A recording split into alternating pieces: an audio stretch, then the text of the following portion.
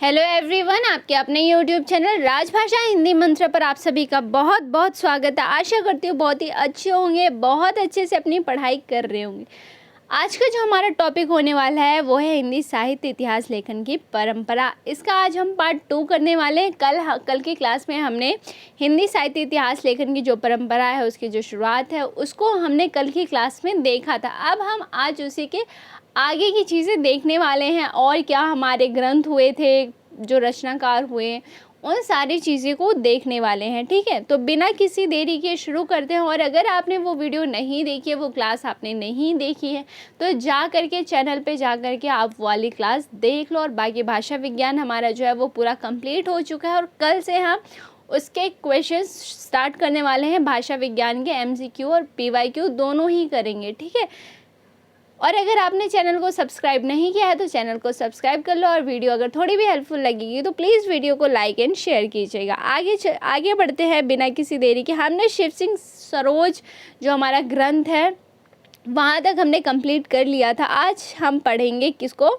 आज हम पढ़ेंगे हमारे जो जॉर्ज ग्रियर्सन है, उनकी रचना, जो उनका ग्रंथ है the modern vernacular literature of Hindustan, उसको आज हम करने वाले हैं। ठीक है, आई होप आपने जो मैंने कल कराया था उसको एक बार रिवीजन कर लिया होगा। आज का जो हमारा है आगे, जॉर्ज ग्रियर्सन जी है, उनके जो ग्रंथ है उनकी क्या कमियां रही, उन्होंने क्या चीज़ें नई चीज़ें बताई, ये सारी चीज़ें हम करेंगे। तो देखो, जॉर्ज ग्रियर्सन का जो ग्रंथ है उसका नाम है the modern vernacular literature of Hindustan. क्या है? The modern vernacular literature of Hindustan, जिसका जो सन है 1888 है, कब प्रकाशित हुआ है? 1888 में। ठीक है, अब देखो, मैंने आपको बताया था कहाँ से प्रकाशित हुआ है ये चीज़। अब ये सारी चीज़ें इम्पॉर्टेंट हो जाती हैं क्योंकि NTA अब थोड़ा सा क्वेश्चंस क्या है, थोड़ा सा मुश्किल पूछने लगा है, थोड़ा डीप में पूछता है। तो आपको प्रकाशन कहाँ से हुआ है ये चीज़ पता होनी चाहिए। तो देखो, the Royal Asiatic Society of Bengal की पत्रिका के विशेषांक के रूप में प्रकाशित है। कहाँ से? The Royal Asiatic Society of Bengal, याद रहेगा। 1889 ईस्वी में स्वतंत्र इतिहास पुस्तक के रूप में प्रकाशित हुआ। स्वतंत्र इतिहास पुस्तक के रूप में कौन सा, स्वतंत्र इतिहास में पुस्तक के रूप में कौन सा, कब प्रकाशित हुआ है? तो वो 1889 में प्रकाशित हुआ है, याद रहेगा। आप देखो, the modern vernacular literature of Hindustan का जो है उसकी जो भाषा थी वो क्या थी? तो वो थी अंग्रेज़ी भाषा थी। क्या भाषा थी? अंग्रेज़ी। जो मैंने सबसे पहले बताया आपको कि जो हमारे हिंदी साहित्य इतिहास लेखन की जो परंपरा है उसकी शुरुआत होती है गारसा दत्ता से। तो उन्होंने फ्रेंच से स्टार्ट की थी। उनके जो ग्रंथ था वो फ्रेंच में था और वहीं पे जॉर्ज ग्रियर्सन का जो ग्रंथ है वो अंग्रेज़ी, इंग्लिश में है। ठीक है, याद रहेगा। और इन्हीं का जो अनुवाद किया है, किसने किया है? तो देखो, किशोरी लाल गुप्त द्वारा हिंदी साहित्य का प्रथम इतिहास नाम से हिंदी में अनुदित है। हिंदी में अनुदित है। 80 कब किया था? अभी देखो, किशोरी लाल गुप्त द्वारा हिंदी साहित्य का प्रथम इतिहास नाम से हिंदी में अनुदित है। ये चीज़ें याद रखना है। ठीक है, याद रहेगा क्या? आगे देखो, 1957 ईस्वी में हिंदी प्रचारक पुस्तकालय वाराणसी से प्रकाशित, इम्पॉर्टेंट चीज़ है, थोड़ा ध्यान देते हुए चलिए। 1957 ईस्वी हिंदी प्रचारक पुस्तकालय वाराणसी से प्रकाशित है। कुल 952, इन्होंने कितने कवियों का वर्णन किया है? तो 952 है टोटल, जिसमें 886 कवि शिव सिंह सरोज में वर्णित है। यानी 886 886 जो कवि शिव सिंह सरोज में वर्णित थे वही इन्होंने भी उठाए हैं और 66 नए वर्णित कवि हैं। समझ जो बात, देखो, जो शिव सिंह सरोज की पुस्तक है, शिव सिंह सरोज जो पुस्तक है उसमें जितने कवि थे उनमें से 886 कवि इन्होंने सेम एज इट इज़ उठाए हैं, यानी सेम एज इट इज़ रखे हैं अपने ग्रंथ में। और 66 कवि अलग से रखे हैं, 66 अलग से नए कवि रखे, अलग से कवि रखे हिंदी के। ठीक है, याद रहेगा आपको। आगे देखो, कालक्रमानुसार कवियों का जीवन चरित्र वर्णित है। इनके ग्रंथ में कालक्रमानुसार, मैंने आपको बताया था जो पद्धतियां हैं विधेयवादी वैज्ञानिक कालक्रमानुसार इनका प्रयोग किसने किया था, किसने कौन सी पद्धति अपनाई थी, ये मैंने ऑलरेडी आपको कल की क्लास में बता दिया है। ठीक, युगीन परिस्थितियों व प्रवृत्तियों का वर्णन, इनके में क्या युगीन परिस्थिति और जो प्रवृत्तियाँ थीं उसका वर्णन किया गया है। हिंदी साहित्य के विकास क्रम का वर्णन 4 भागों में किया गया। हिंदी साहित्य के विकास के क्रम का वर्णन कितने भागों में किया गया है, तो वो है 4 भागों में किया गया। सबसे पहले आता है हमारा चारण काव्य, धार्मिक काव्य, प्रेम काव्य, दरबारी काव्य। ये आपको याद होने चाहिए कि कितने क्रम में किया है, कितने भागों में किया गया है। तो चारण, धार्मिक, प्रेम और दरबारी याद रहेगा। आगे देखो 16वीं 17वीं शती भक्ति काल को हिंदी साहित्य का स्वर्ण युग मानने वाले विद्वान हैं।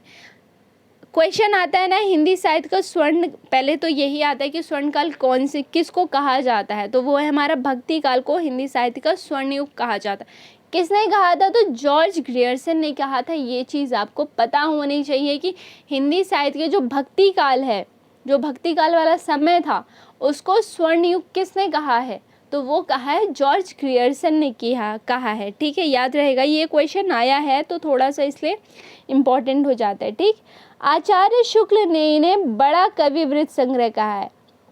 आचार्य शुक्ल ने जो हमारा ये जॉर्ज ग्रियर्सन का ग्रंथ है the modern vernacular literature of Hindustan, इसको बड़ा कवि वृत्त संग्रह कहा है। क्या कहा है, बड़ा कवि वृत्त संग्रह। ठीक है, याद रहेगा। और वहीं पे मिश्र बंधु विनोद को कहते हैं बड़ा भारी कवि वृत्त संग्रह। ठीक है, आगे देखो डॉक्टर नगेंद्र इसे नाम से इतिहास न होते हुए भी सच्चे अर्थों में हिंदी साहित्य का पहला इतिहास कहा है। डॉक्टर नगेंद्र ने जो ये modern vernacular literature of Hindustan है, इस ग्रंथ को क्या सच्चे अर्थों में हिंदी साहित्य का पहला इतिहास माना है। क्वेश्चन कितनी तरह से आएगा, अब ये सुनिए आप। क्वेश्चन आ सकता है कि सच्चे अर्थों में हिंदी साहित्य का पहला इतिहास किसे माना गया है। Answer the modern vernacular literature of Hindustan किसका है, जॉर्ज ग्रियर्सन का है। सच्चे अर्थों में हिंदी साहित्य का पहला इतिहास जॉर्ज ग्रियर्सन के ग्रंथ the modern vernacular literature of Hindustan को किसने माना है, तो वहाँ आएगा डॉक्टर नगेंद्र। इम्पॉर्टेंट चीज़ है, याद रखना। 3 तरह से क्वेश्चन, एक ही चीज़ देखो 3 तरह से पूछी जा सकती है, तो आपको याद रहना चाहिए डॉक्टर नगेंद्र ने माना है। किसके ग्रंथ को माना है, जॉर्ज ग्रियर्सन के ग्रंथ को माना है। ग्रंथ का नाम क्या है, ये आपको याद रहना चाहिए। ठीक है, इसमें सर्वप्रथम हिंदी साहित्य की भाषा की दृष्टि से क्षेत्र निर्धारित करते हुए होने के इतिहास को संस्कृत, पाली, प्राकृत, फारसी मिश्रित उर्दू से पृथक किया गया है। ठीक है, याद रहेंगे ये चीज़ें। आगे देखो, आगे हमारा है मिश्र बंधु विनोद। ठीक, अब देखो मिश्र बंधु में ये कितने भाई थे, 3 भाई थे। ये 3 भाई कौन कौन, गणेश, श्याम, शुकदेव। नाम कैसे याद रहोगे, गणेश, श्याम। देखो अब हम ट्रिक क्या लगाते हैं कि भगवान के नाम पे होंगे, इस तरह से कर लेते हैं, पर पता है एग्जामिनर भी इतना इंटेलिजेंट होता है, वो भी है ना, जो चौथा ऑप्शन होगा ना वो भी दे देगा आपको कृष्ण, ऐसे वो ट्रिक दे देगा। ठीक है, जिससे आप वहाँ कंफ्यूज हो जाओगे, तो ऐसे याद मत करना। ऐसे देख लो, श्याम, गणेश, श्याम, शुक, गणेश, श्याम, शुक, गणेश, श्याम, शुक, याद रहेगा। चलो, ये 3 भाई थे, मिश्र बंधु विनोद, इन तीनों ने मिलकर लिखी। ठीक, प्रथम 3 भाग 1913 ईस्वी में और चौथा भाग 1934 ईस्वी में प्रकाशित है। कितने, 4 भाग हुए। देखो 3 भाई थे, 4 भाग में रचित है। पहले के 3 जो है वो 1913 और बाकी जो चौथा भाग है वो 1934, याद रहेगा ना।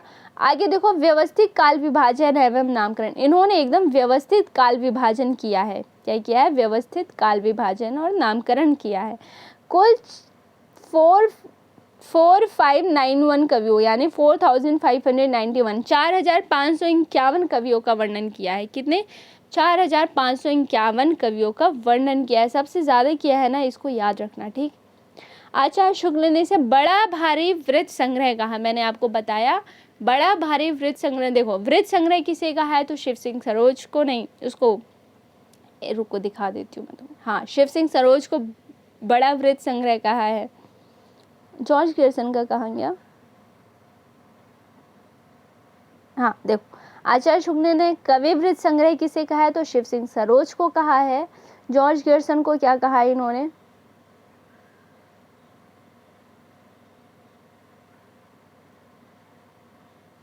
इन्होंने बड़ा कवि वृत्त संग्रह कहा। कवि वृत्त संग्रह शिव सिंह सरोज को कहा, बड़ा कवि वृत्त संग्रह जॉर्ज ग्रियर्सन को कहा, पर बड़ा भारी कवि वृत्त संग्रह जो है उन्होंने मिश्र बंधु को किया। बड़ा भारी कैसे याद रखोगे? देखो अभी सारे ग्रंथ तो एक ही इंसान ने लिखे, पर यहाँ इन 3 भाइयों ने मिलकर लिखा, 3 भाई, तो बड़ा भारी, इस तरह से याद कर सकते हो आप, ठीक है, याद रहेंगी ये चीज़ें। संपूर्ण इतिहास 8 से भी अधिक कालखंडों में विभक्त है। इनका जो पूरा इतिहास है, संपूर्ण इतिहास मिश्र बंधु विनोद द्वारा जो रचित है, वो 8 कालखंडों में विभक्त है। कवियों का जीवन चरित्र वर्णित है। कवियों का जीवन चरित्र किसमें वर्णित है? तो वो है हमारे मिश्र बंधु विनोद में, ठीक। साहित्य के विविध अंग वर्णित है। मिश्र बंधुओं की एक अन्य कृति हिंदी नवरत्न 1910 में प्रकाशित। देखो अब आपको एक नई कृति मिश्र बंधु विनोद की पता चली, मतलब मिश्र बंधुओं की, तीनों भाइयों की एक नई कृति नाम पता चला। जो नई कृति है वो क्या है? हिंदी नवरत्न है, 1910 ईस्वी में प्रकाशित हुई थी, ठीक। 9 अध्यायों में तुलसीदास, सूरदास, देव बिहारी, कृष्ण भूषण, मतीराम, केशव, कबीर, चंद्रबरदाई, भारतेंदु, बाबू हरिश्चंद्र कवि शामिल हैं। 9 अध्यायों में कौन कौन शामिल हैं? क्लियर कर दो, नाम ध्यान दो, चलो नाम ध्यान दो। तुलसी, सूर, देव बिहारी, भूषण, मतीराम, केशव, कबीर, चंद्रबरदाई और बाबू भारतेंदु हरिश्चंद्र। याद रहेगा क्या? दोबारा देखो, तुलसी हो गए, सूर, देव बिहारी, भूषण, मती, केशव, कबीर, चंद्रबरदाई, भारतेंदु और हो गया, इतने ही। हिंदी साहित्य के इतिहास का प्रथम इतिवृत्तात्मक लेखन, ठीक। आगे चले, आगे देखो क्या है। अब हमारा आता है हिंदी साहित्य का इतिहास, मोस्ट इम्पॉर्टेंट ग्रंथ, ठीक। हिंदी साहित्य इतिहास लेखन की परंपरा में सबसे महत्वपूर्ण ग्रंथ है हिंदी साहित्य का इतिहास, जो है किसका? रामचंद्र शुक्ल जी का, आचार्य रामचंद्र शुक्ल का है, ठीक। कब का है? 1920 ईस्वी का है, याद रहेगा। प्रकाशन कहाँ से हुआ है? नागरी प्रचारणी सभा काशी से। नागरी प्रचारणी सभा काशी से प्रकाशित होती है। हिंदी साहित्य का इतिहास लेखन परंपरा के वास्तविक कर्णधार किसको माना है?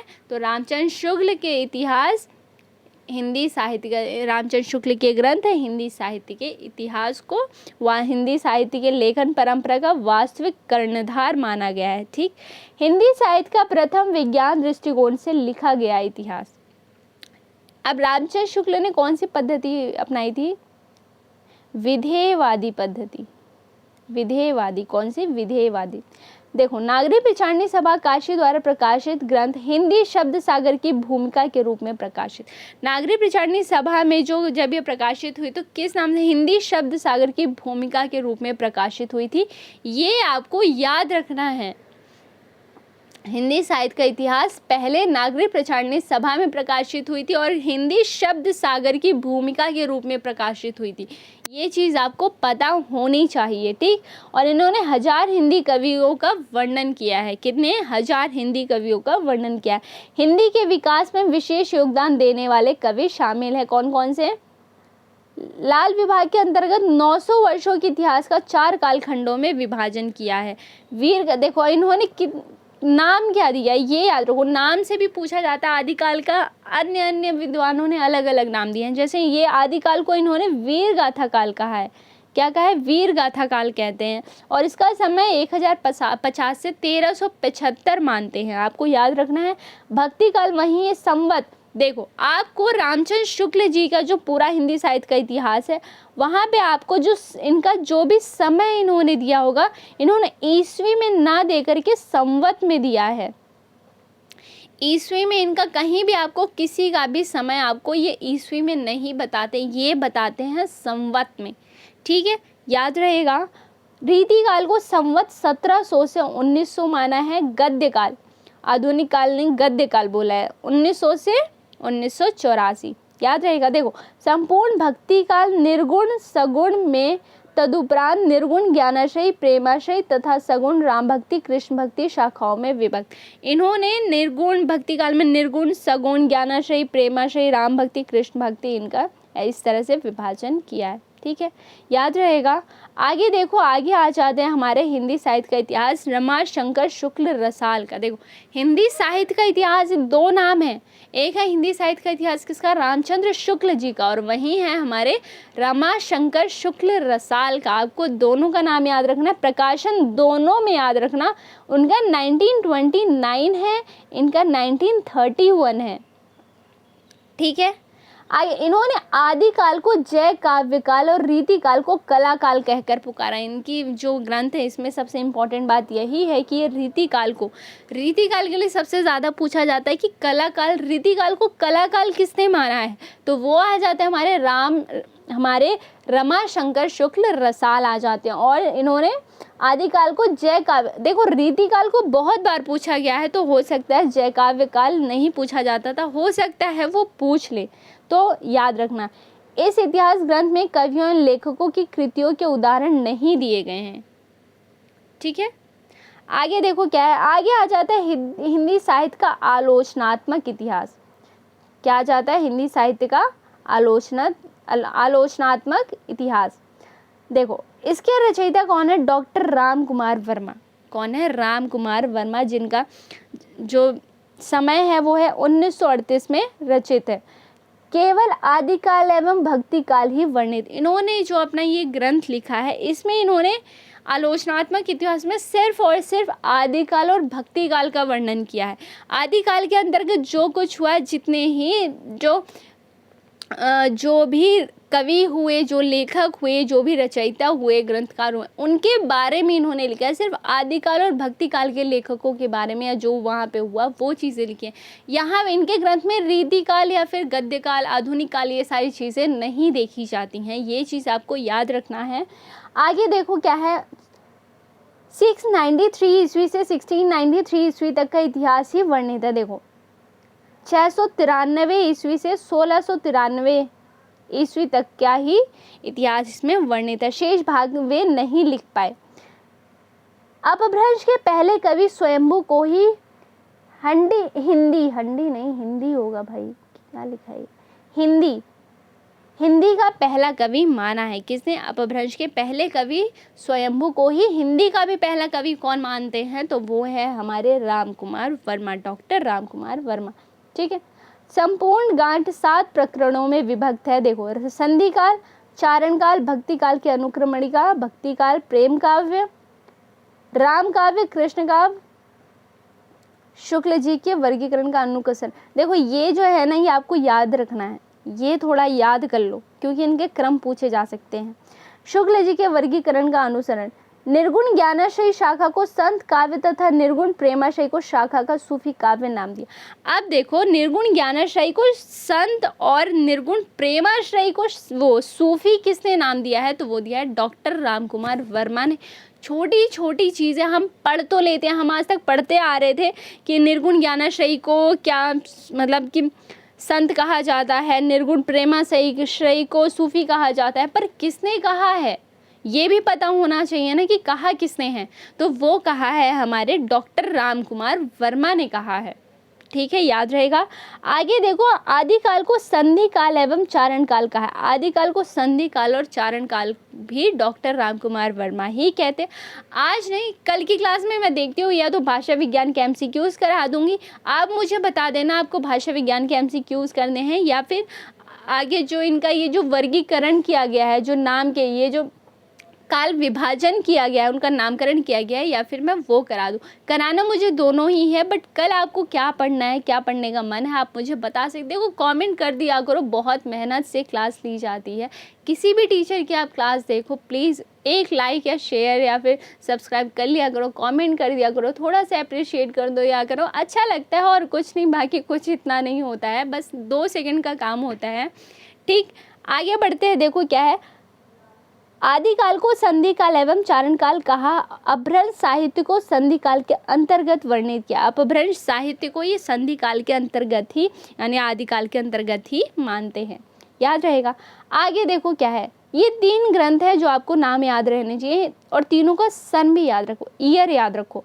हिंदी साहित्य की भूमिका 1940, हिंदी साहित्य उद्भव और विकास, हिंदी साहित्य का आदिकाल। भूमिका हो गया हमारा, उद्भव और विकास हो गया, विकास, और हिंदी साहित्य का आदिकाल। अब ये है किसका, ये है हजारी प्रसाद द्विवेदी, आचार्य हजारी प्रसाद द्विवेदी। जितने महत्वपूर्ण हमारे आचार्य रामचंद्र शुक्ल हैं हिंदी साहित्य में, उतनी ही महत्वपूर्ण भूमिका, उतनी ही अहम भूमिका हजारी प्रसाद द्विवेदी निभाते हैं। ठीक, तो आपको हजारी प्रसाद द्विवेदी के सभी ग्रंथों का नाम पता होना चाहिए, उनके ईयर यानी कि उनका जो समय है वो आपको पता होना चाहिए। देखो, हिंदी साहित्य की भूमिका लिखते हैं 1940 में, उद्भव और विकास लिखते हैं 52 में, और हिंदी साहित्य का आदिकाल भी 52 में ही लिखते हैं। ठीक है, हिंदी साहित्य का आदिकाल। आगे देखो, लेखक हैं हजारी प्रसाद द्विवेदी। तीनों साहित्य इतिहास की दृष्टि से उल्लेख, आदिकाल का स्वरूप निर्धारण किया है इन्होंने। भक्ति काल की पृष्ठभूमि का स्पष्टीकरण करते हैं। कौन? भक्ति काल की पृष्ठभूमि का स्पष्टीकरण किया है। अपभ्रंश काव्य परंपरा का वर्णन, अपभ्रंश काव्य और परंपरा का वर्णन भी किया है। देख लो आप, मोस्ट है जो इनकी ये है, इनके ग्रंथ का नाम आपको याद होना चाहिए, वो भी जो ईयर है उसके साथ। ठीक, हिंदी साहित्य का वैज्ञानिक इतिहास। अब हिंदी साहित्य का वैज्ञानिक इतिहास किसका है, तो गणपति चंद्र गुप्त का है, जो उन्होंने 1965 में लिखा है। ठीक है, आचार्य शुक्ल द्वारा प्रतिपादित ढांचे में आमूल चूल परिवर्तन करने का एक सार्थक प्रयास किसने किया है, तो वो है हमारे डॉक्टर गणपति चंद्र गुप्त। क्या याद रखना है, आचार्य शुक्ल द्वारा प्रतिपादित ढांचे में आमूल चूल परिवर्तन जो करने का प्रयास किया है, एक सार्थक प्रयास किया है। याद रखना, सिर्फ प्रयास नहीं, सार्थक प्रयास किया है इन्होंने। और वो कौन है, तो वो है डॉक्टर गणपति चंद्र गुप्त, जिनके ग्रंथ का नाम है हिंदी साहित्य का वैज्ञानिक इतिहास। ठीक है, संपूर्ण इतिहास 3 कालों में विभाजित किया इन्होंने, प्रारंभिक, मध्य, आधुनिक काल। प्रारंभिक काल, मध्य काल, आधुनिक काल। देखो, आदिकाल को इन्होंने प्रारंभिक काल कहा है। ठीक है, भक्ति काल को मध्यकाल कहते हैं, और फिर आधुनिक काल। देखो, जैन कवि शालिभद्र सूरी को हिंदी का पहला कवि माना है। मैंने आपको बताया डॉक्टर राम कुमार वर्मा किसको मानते हैं, तो वो मानते हैं, किसको मानते हैं, स्वयंभू को ही मानते हैं, है ना। पर यहाँ शालिभद्र सूरी को इन्होंने माना है। किसने? डॉक्टर गणपति चंद्र गुप्त ने। किसने पहले प्रथम कवि किसको स्वीकार किया है, ये भी मैं आपको कराऊंगी जिस दिन मैं आपको काल विभाजन कराऊंगी। ठीक है, उसी दिन मैं आपको ये भी बता दूंगी किसने पहला कवि किसको माना है। आगे बढ़ते हैं। आगे देखो, अन्य जो हमारे अन्य जो महत्वपूर्ण ग्रंथ बचते हैं वो हैं, इनके बारे में आपको सिर्फ इतना सन याद रखना है और किसने प्रकाशित, मतलब कि इन किस ग्रंथकार के नाम जो हैं, जो रचना है, जो ग्रंथ है, उनके ग्रंथकार के नाम याद रखने हैं। हिंदी साहित्य का वृहद इतिहास 16 भागों में 1973 ईस्वी में हिंदी साहित्य का इतिहास और रीति काव्य की भूमिका, ये तीनों ग्रंथ किसका है, तो ये है डॉक्टर नगीन। संपादक, इन्होंने क्या किया है, संपादक। हिंदी साहित्य का इतिहास जो कि हमारे लिए इम्पॉर्टेंट हो जाती है, जो हम पढ़ते भी हैं काफ़ी ज़्यादा। रीति काव्य की भूमिका, हिंदी साहित्य का वृहद इतिहास भी इम्पॉर्टेंट है, 16 भागों में है, ईयर याद कर लो। हिंदी कोविद रत्नमाला 1909-1914, हिंदी भाषा और साहित्य 1920, ये किसका है, तो लेखक कौन है इसके, बाबू श्याम सुंदर दास। ठीक, हिंदी साहित्य और संवेदना का विकास किसकी है, तो रामस्वरूप चतुर्वेदी। और थोड़े से मैं बता दूं क्या, देखो और थोड़े देख लो आप। एक आ जाएगा हमारा साहित्य का इतिहास दर्शन, इतिहास दर्शन, तो ये किसका है, नलिन विलोचन शर्मा का है, नलिन विलोचन शर्मा का है। ठीक है, याद रहेगा क्या। आइए एक आ जाते हैं हमारे मोतीलाल मिनारिया, थोड़े से इंपॉर्टेंट हो जाते हैं। इनका है Rajasthani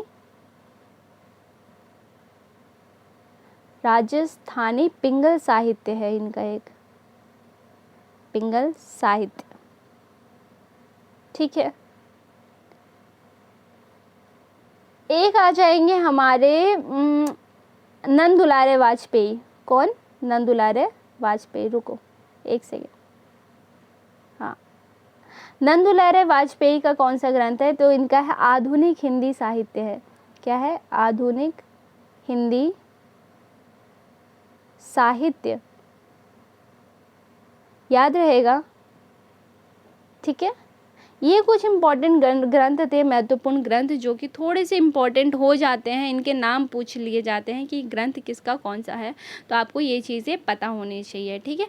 so that's it for today. I hope आपको क्लास अच्छी लगी होगी, और अगर क्लास आपको अच्छी लगी तो प्लीज़ वीडियो को लाइक करो, शेयर करो, और सब चैनल को सब्सक्राइब अभी तक नहीं किया है तो चैनल को सब्सक्राइब कर लीजिए, ताकि आपको टाइम टू टाइम अपडेट मिलती रहे जो भी क्लासेस है। अभी एमपी सेट का आंसर की भी रिलीज़ हो गया है, जो हमारा 27 अगस्त को एग्ज़ाम हुआ था उसके आंसर की भी रिलीज़ हो गई है, वो भी मैंने वीडियो डाल दी है। अगर आपने नहीं देखी है तो जा कर के आप अपना आंसर की भी मैच कर सकते हैं। जिन बच्चों ने भी एग्ज़ाम दिया है, जो भी सब्जेक्ट का दिया है, आप वहाँ से देख सकते हो, ठीक है। तब तक के लिए thank you so much for watching. ऐसे ही पढ़ते रहो, खूब मेहनत करते रहो और खुश रहो अच्छे से, ठीक है। चलो ठीक है, कल की क्लास में मिलते हैं, बाय बाय।